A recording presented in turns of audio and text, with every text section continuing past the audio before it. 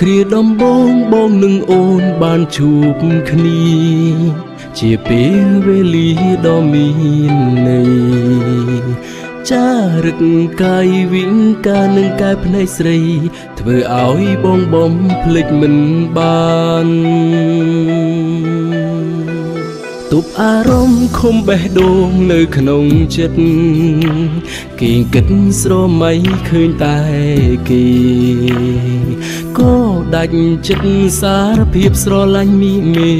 អូនបែរទុកបងត្រឹមជាមិត្តស្រឡាញ់គេបែបណាទើបឲ្យគេអាណិត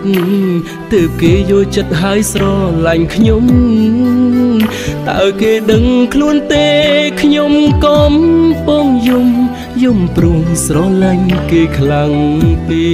កស្អប់ណាស់ពាក្យស្រឡាញ់ធ្វើឲ្យខ្ញុំចាញ់ស្នេហ៍ហើយគ្មានសិទ្ធិថែមនុស្សខ្ញុំស្រឡាញ់បានត្រឹមរស់អបទុកទាំងឈឺតោមនឹងស្រឡាញ់តែមិនអាចស្រឡាញ់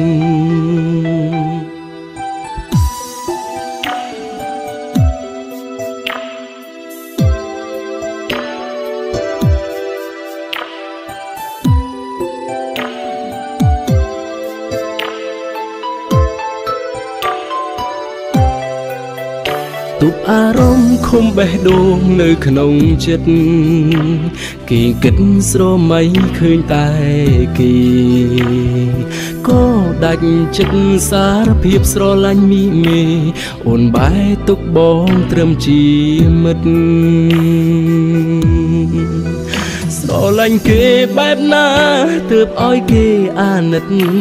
ទើបគេយកចិត្តហើយស្រឡាញ់ខ្ញុំតើគេដឹងខ្លួនទេខ្ញុំកំពុងយំព្រោះស្រឡាញ់គេខ្លាំងពេ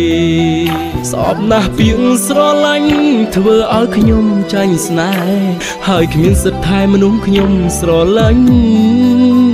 បានត្រឹមរស់អបទុកទាំងឈឺតោមនឹងស្រឡាញ់តែមិនអាចស្រឡាញ់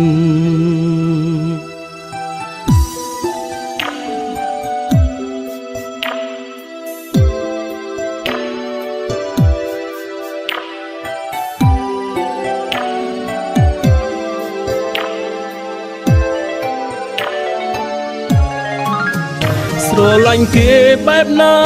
ទើបគេព្រមអាណិតទើបគេយកចិត្តហើយស្រឡាញ់ខ្ញុំតើគេដឹងខ្លួនទេខ្ញុំកំពុងយំព្រោះស្រឡាញ់គេខ្លាំងពេកស្អប់ណាស់ពាក្យស្រឡាញ់ធ្វើឲ្យខ្ញុំចាញ់ស្នេហ៍ហើយគ្មានសិទ្ធិថែមនុស្សខ្ញុំស្រឡាញ់បានត្រឹមរស់អបទុកទាំងឈឺ